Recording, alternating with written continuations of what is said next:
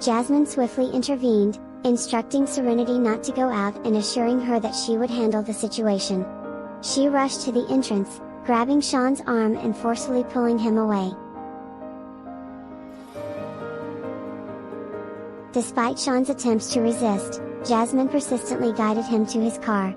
With a stern expression, she ordered him to unlock the car door, asserting her authority.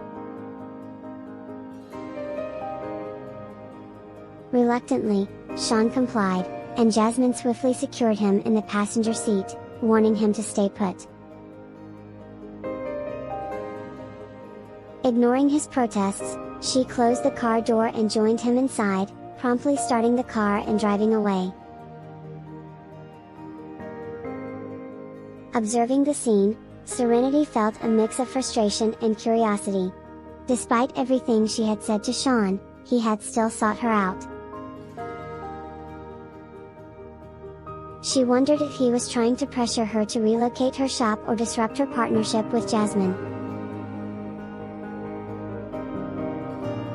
Fortunately, with the upcoming term break, Serenity could focus on her craftwork from home and avoid confrontations at the shop. She resumed packing up, rearranging the display racks and directing her attention elsewhere. Jasmine maintained a determined silence during the car ride, dismissing Sean's attempts to engage in conversation. He expressed his dissatisfaction, questioning why she was ignoring him and insinuating that he could no longer have feelings for Serenity. Sean insisted that he merely wanted to confide in his cousin and that his intentions were not to harm Serenity or their business partnership. However, Jasmine's glare conveyed her suspicion, questioning whether Sean's actions were meant to pressure Serenity. Sean grew pale, realizing the implications of Jasmine's accusation.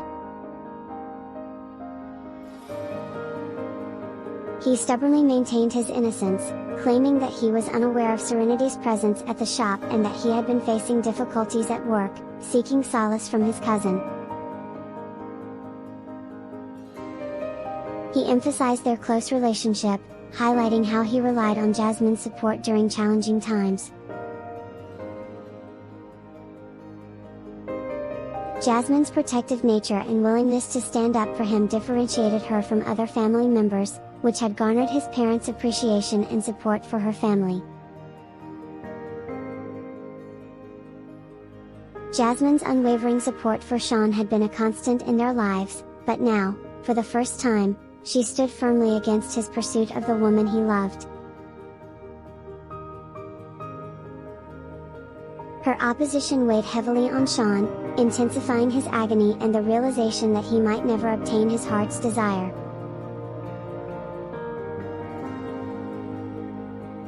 The absence of Jasmine's support, coming from his closest cousin, only deepened his pain. Offering to lend an ear, Jasmine attempted to redirect Sean's focus away from Serenity and towards discussing his work troubles. She emphasized that Serenity was married and did not share the same feelings, cautioning Sean against persisting in his pursuit.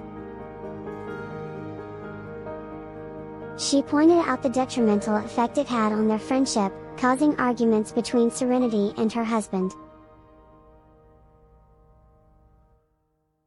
While Sean remained impassive, his gaze turned towards the lively cityscape passing by the car window.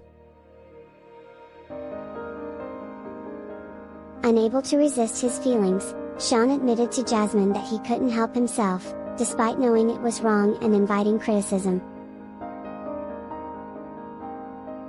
He longed for the simple act of seeing Serenity, even without any interaction.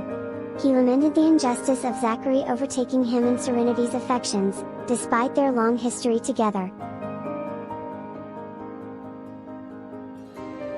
Jasmine, frustrated by Sean's persistence, contemplated a drastic measure to wake him up from his fixation, mentally pulling him under a running faucet. Jasmine stressed that the duration of their relationship and their deep connection were inconsequential factors when it came to love. She firmly believed that Sean and Serenity were not meant to be, regardless of Zachary's involvement. She reiterated that Serenity only saw Sean as a brother, and his desire to go beyond that familial bond was futile. Sean's anguish grew, prompting him to express his reluctance to be seen as Serenity's brother, highlighting their lack of blood ties. He yearned to take a chance and pursue a romantic relationship, unable to move on without trying. Jasmine challenged Sean's intentions, questioning how he planned to pursue Serenity when she had made it clear she did not share his feelings. The idea of publicly declaring his affection crossed Sean's mind but left him speechless. He had failed to heed Jasmine's advice, causing not only arguments between Serenity and her husband but also disapproval from their parents. Jasmine emphasized that their family could not accept the relationship, and Sean lacked the means to stand on his own. She stressed that his constant pursuit would only bring harm to Serenity, questioning whether this could truly be called love. Sean fell silent, unable to find a response to Jasmine's poignant remarks. Realizing they were heading towards his house, Sean inquired about their destination. Jasmine revealed her plan to show Sean his mother's reaction upon learning about his feelings for Serenity, hoping to make him understand the consequences of his love for her. Initially, Jasmine had not intended to involve her aunt in this matter, knowing the backlash it would cause. However, Sean's persistent harassment of Serenity left Jasmine with no choice but to break his heart by revealing the truth to her aunt. In response to Jasmine's revelation, Sean clung to his mother's high opinion of Serenity, believing that she would be happy to hear about his feelings. Jasmine smirked, knowing that Sean had much to learn about his own mother and the complexity of her true feelings. Jasmine hurriedly drove to Sean's family home, parking outside. She sent a text message to Serenity, asking her to wait at the shop for her return in half an hour. Serenity replied with a light-hearted meme, indicating her agreement. As Mrs. Lowe, Sean's mother, prepared to leave for a social gathering, she was surprised to see her niece, Jasmine, getting out of the car. She greeted Jasmine with a smile and questioned the reason for their visit. Mrs. Lowe then turned her attention to Sean, expressing her disappointment that he had disappeared after work, emphasizing the importance of supporting his father in his busy schedule. Sean's father had only lately revealed that Lowe Enterprises' agreements with York Corporation had abruptly ended, with York Corporation rushing in to claim contracts that were in negotiation. This abrupt action by York Corporation hinted at their opposition towards Lowe Enterprise, putting the company in the public eye. People were speculating whether Lowe Enterprise had somehow offended York Corporation, a formidable entity that few dared to challenge. Mrs. Lowe still hopes for the business despite the circumstances. The CEO was too busy to organize a meeting before the end of the year, despite her husband's efforts to get in touch with Mr. York. Mrs. Lowe remained optimistic, as she recalled the positive interaction between her son and Mr. York during a recent social event, solidifying Sean's position as the heir to Lowe Enterprise. Therefore, the short-term difficulties faced by the company did not overly concern her. Sean told his mother that he had gone to find Jasmine after work, but Mrs. Lowe scolded him, saying that he grew up always following his cousin around and showed no signs of maturing.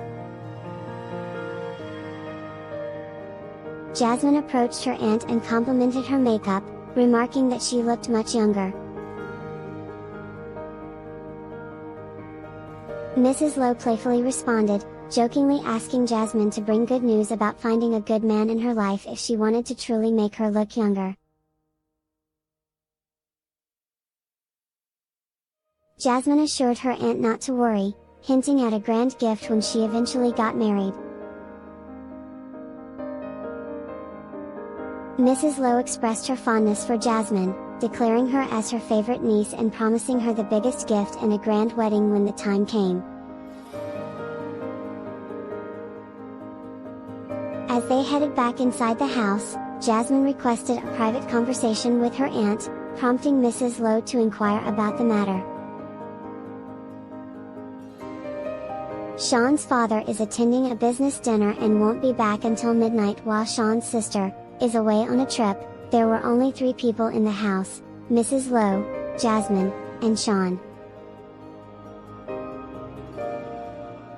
They all sat on the sofa, tension filling the air. Sean anxiously looked at his mother, awaiting the conversation that was about to unfold. Jasmine felt the need to protect Serenity and began by assuring her aunt that it wasn't Serenity's fault. She pleaded with her aunt not to take her anger out on Serenity while expressing her willingness to avoid visiting if Serenity would be subjected to any harm. Mrs. Lowe, wearing a smile, asked for an explanation, puzzled as to why she would direct her anger towards Serenity. Mrs. Lowe expressed her fondness for Serenity, stating that she had watched her grow up and considered her to be sensible. Confused, Mrs. Lowe asked what had happened and how Sean was involved. Before Jasmine could respond, Sean interjected, speaking seriously to his mother. He confessed his love for Serenity, stating that Jasmine did not support his feelings and had prevented him from pursuing her. He sought his mother's approval, reminding her of her fondness for Serenity. Mrs. Lowe's smile faded as she turned to face her son. She then gave him a strong slap on the shoulder, sending him tumbling over the sofa's armrest. Mrs. Lowe expressed her shock and questioned Sean's sanity for chasing a married woman. Realizing that Jasmine was present, Mrs. Lowe refrained from speaking ill of Serenity and suggested that Jasmine leave. Jasmine informed Mrs. Lowe that Serenity had rejected Sean's advances, but he continued to harass her, causing arguments between Serenity and her husband. Mrs. Lowe acknowledged the situation, expressing her anger but recognizing that it was not Serenity's fault. She trusted Jasmine's assessment of Serenity's feelings towards Sean, perceiving them as familial rather than romantic. Mrs. Lowe had never considered that her son had developed feelings for Serenity, and despite her fury, she couldn't find fault with Serenity. She had observed Serenity growing up and knew well that Serenity viewed Sean as a brother, not as a romantic partner. Jasmine, concealing her frustration, made a request to her aunt. "Aunt Rachel, I didn't drive here and arrived in Sean's car. It would be greatly appreciated if you could arrange for the chauffeur to drive me back to the shop." Suppressing her emotions, Mrs. Lowe called her maid to arrange a ride for Jasmine with the chauffeur. Once Jasmine left, Mrs. Lowe slapped her son and vented her frustration, asking his intentions. "Sean, are you trying to infuriate me? Serenity is 3 years older than you and doesn't come from a good family. Are you blind to fall for her?" Sean defended Serenity, reminding his mother that she herself had shown fondness towards Serenity. He argued that Serenity's age and family background should not be obstacles, emphasizing that her family were farmers and not criminals. Mrs. Lowe frowned and explained that her positive opinion of Serenity was based on her relationship with Jasmine and under the condition that Serenity did not become involved with Sean. Mrs. Lowe expressed her disapproval, stating that she would never allow a relationship to develop between Sean and Serenity, even if she wasn't married. She highlighted Sean's social standing and the value of his wife coming from a wealthy family. She warned that Serenity's relatives were opportunistic and would damage their reputation by using their family name for selfish gain. Sean stressed his feelings for Serenity.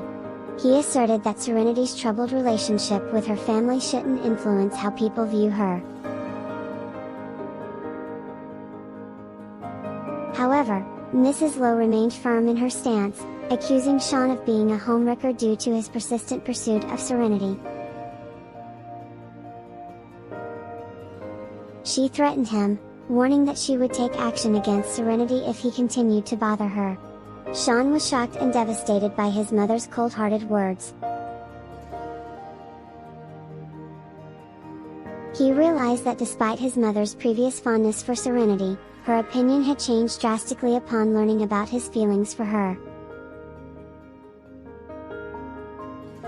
Feeling hopeless, Sean realized that he had no support in his love for Serenity. Mrs. Lowe continued her tirade, threatening to have constant security with Sean and to harm Serenity's business and reputation if he didn't let go of his feelings and respect her marriage. Sean, pale and defeated, reluctantly agreed to try to let go of his feelings to protect Serenity from his mother's wrath. Deep down, Sean believed that he and Serenity were destined to be together, having known each other since childhood. However, he couldn't bear to see his mother harm the woman he loved. Sean couldn't deny the painful truth that Serenity lacked a powerful figure to support her, especially in comparison to the wealthy and influential Lowes. The stark reality was that Serenity wouldn't stand a chance against his mother's tactics. The only viable option seemed to be for Serenity to leave Wiltspoon behind. Mrs. Lowe's order echoed through the room, commanding Sean to release his feelings for Serenity. And true to her word, she summoned 2 bodyguards and issued them strict instructions. Their task was to shadow Sean's every move and report back to her if he ventured near Wiltspoon School. A pale pallor washed over Sean's face as he absorbed the weight of the situation. Meanwhile, Jasmine was driven to the shop by the Lowe's chauffeur. Serenity had diligently packed up all the display racks and meticulously organized her crafting tools and materials.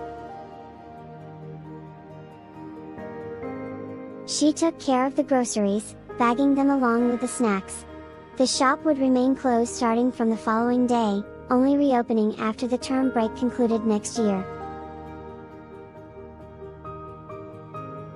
Jasmine approached Serenity, asking, "Have you finished packing, Seren?" Serenity smiled and replied, "All done. Should I load these into your car or collect them tomorrow?" "Put them in my car. I'll be driving you home anyway," Jasmine responded.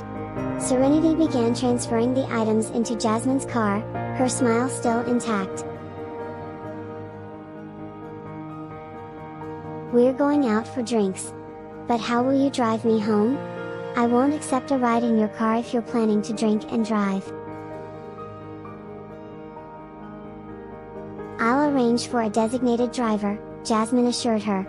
Thinking of their friend Jim, Serenity suggested, "Jim can be our designated driver. He's quite reliable. Even my petty husband acknowledges that.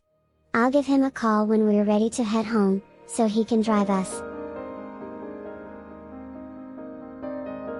Jasmine chimed in, "No worries. I have a designated driver on speed dial." Curiosity piqued, Serenity asked, "Who?" "My younger brother. He'll wait for us at neon nights. He doesn't drink due to alcohol intolerance. He won't abandon us, even if we end up in a drunken mess." Jasmine gave her a playful grin. Impressed by Jasmine's thoughtful consideration, Serenity complimented her best friend. Knowing that she didn't have any brothers, Serenity had reservations about relying on her cousins if they were to go out drinking and get carried away. The thought of Zachary intruded her mind once again, stirring up irritation. Why did she have to think about that petty guy? He was the source of her vexation. Zachary stirred from his slumber at the office, his eyes blinking open as he gradually became aware of his surroundings. To his surprise, a thick jacket was draped over him, providing warmth and comfort. He removed the jacket and checked the time, only to find that it was already 9 in the evening. Astonished by how long he had slept, Zachary couldn't help but exclaim in disbelief. His desk held a few thermal lunch boxes, indicating that someone had left him dinner. Presumably, it was the manager of the subsidiary company who had seen him dozing off and decided not to disturb him. The jacket he had found was likely a considerate gesture from the same person. Straightening his posture, Zachary sat in contemplative silence for a while before deciding to freshen up. He made his way to the bathroom and splashed cold water on his face, hoping to shake off any lingering drowsiness. After a few minutes, Zachary emerged from the bathroom feeling more awake and returned to his seat. Opening the lunch boxes, he discovered that the food inside was still warm, a testament to its recent preparation.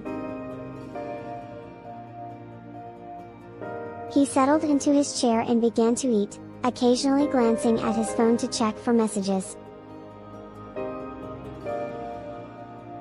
As he scrolled through his messages, disappointment settled over Zachary when he realized that there was nothing from Serenity.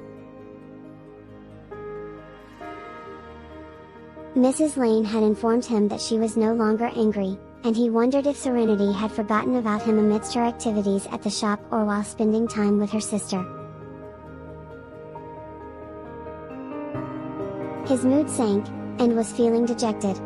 Suddenly, his attention was caught by an unread text message on his phone. Tapping on it, he revealed a message from Mrs. Lane, whom he promptly called.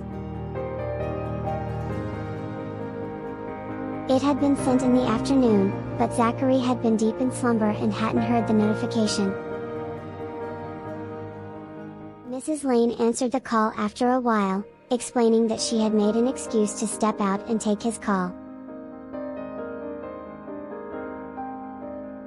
Curiosity tinged with concern, she questioned why he had taken so long to respond, mentioning that Serenity was likely already at the bar by now.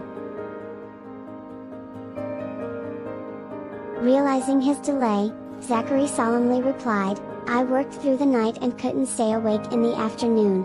I ended up taking a nap, and it's only now that I woke up and saw the message." Mrs. Lane pondered silently, realizing that Zachary had been asleep when she sent the message. Finally, she responded, "I don't know the specific bar she's at. I overheard that she was going to have drinks with Miss Sox to release some pent-up emotions." There was a brief pause, during which Zachary absorbed the information. Collecting himself, he responded, "Okay, I got it." After ending the call with Mrs. Lane, Zachary immediately dialed Josh's number, wasting no time in explaining the situation at hand. Once the call connected, he cut straight to the point, telling Josh that he needed to find out which bar Jasmine and Serenity had gone to and how long they had been there. Josh, taken aback by the news of Jasmine going out for drinks, couldn't help but express his surprise. "Jasmine went drinking? Why didn't she invite me?" "Josh?" Zachary's voice held a hint of frustration, reigning in his friend's excitement. Realizing his misstep, Josh quickly corrected himself, promising to act promptly. He assured Zachary that he would go to the bar and drive them home once he received word. Josh wondered why they didn't tell him about their plan to go drinking, suggesting that he could have given a nice selection of wines from his father's collection rather than going to a bar. However, Zachary hesitated for a moment before admitting, "I had a fight with Serenity." Josh was at a loss for words as he questioned the ongoing conflicts between Zachary and Serenity. He pointed out that their previously affectionate relationship had taken a turn, leading Serenity to seek solace at the bar. Zachary instructed Josh to gather information about their current location and whether they were drunk, asking for a reply once he had any updates. After ending the call, Josh swiftly delved into investigating the whereabouts of the girls. Meanwhile, Zachary took the opportunity to contact his private plane crew, instructing them to prepare for his return to Wiltspoon in a few minutes. He didn't want Serenity to drop him off at the airport, as he needed to go back to the office and also hadn't arranged for a plane ticket. While the crew made preparations, Zachary proceeded to call Serenity. At the bar, Serenity, Jasmine, and Jasmine's younger brother, Drake, were enjoying themselves. Drake, unable to drink, observed from a corner while the two ladies consumed drink after drink. Serenity seemed determined to indulge in alcohol.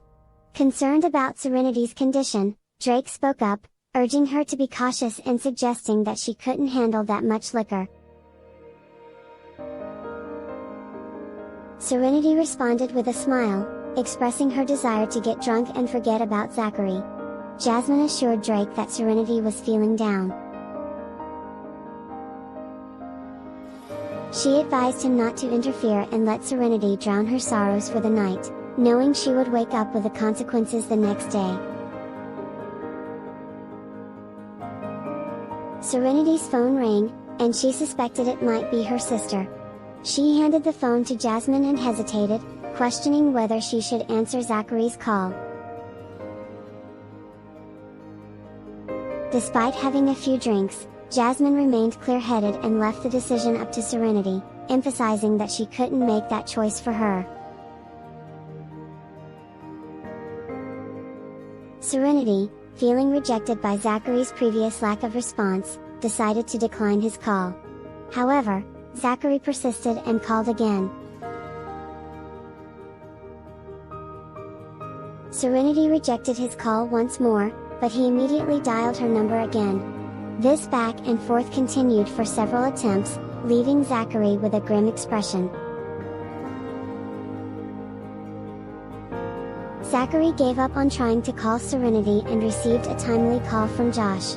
Anxious to know the location, Zachary immediately asked Josh where they were drinking. Josh couldn't resist teasing Zachary, sensing his desperation and eagerness to return to Wiltspoon. Zachary's restlessness is a rare sight for Josh, who usually see him stoic in the face of adversity. Josh informed Zachary that they were at Neon Nights, and Jasmine and her younger brother were with Serenity. Zachary became concerned about Jasmine's brother, wary of potential love rivals. Josh assured him that the brother was of legal age and playfully commented on Zachary's rivalry with Sean. Recognizing the bar as one of his brother's businesses, Zachary grew even more determined to return immediately. He abruptly ended the call with Josh and made up his mind to head back.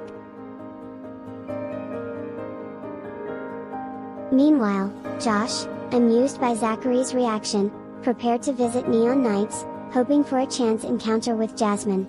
Back at Neon Nights, Serenity still drinking and counting the empty glasses. She expressed surprise at her ability to handle more alcohol than usual and suspected Jasmine of ordering fake alcohol. Jasmine assured her that the bar was reputable and the alcohol would eventually have its effect, advising her to stop drinking to avoid a severe hangover. Serenity reluctantly agreed to have a couple more drinks before calling it quits. Jasmine tries to convince Serenity to stop drinking, but Serenity insists that she's still sober. Sensing that Serenity is actually drunk, Jasmine leaves momentarily and returns with pen and paper for Serenity to draw on. Serenity starts drawing while Drake watches in amazement. Jasmine explains that Serenity uses drawing as a way to express herself when she can't rant verbally. Serenity's drawings depict a ball, a lake with wavy lines, and a person standing before the lake. Drake questions Jasmine about Serenity's drunk drawing habits, and she confirms that Serenity tends to draw portraits of people she cares about. Serenity's final drawing is a lifelike portrait of Zachary, with a small heart added to his chest. Jasmine praises Serenity's skill in capturing Zachary's features, but Drake is unsure about the significance of the drawings. Jasmine explains that the wavy lines represent a slimy texture and hints at the word Slimeball, which Serenity used to describe the man in the portrait. Drake wonders who the man is, intrigued by Serenity's choice of words. Thanks for watching. Please subscribe to my YouTube channel, The Voice Novel, and follow Voice Novel on Facebook, so you will get notified whenever a new video is uploaded. Thank you.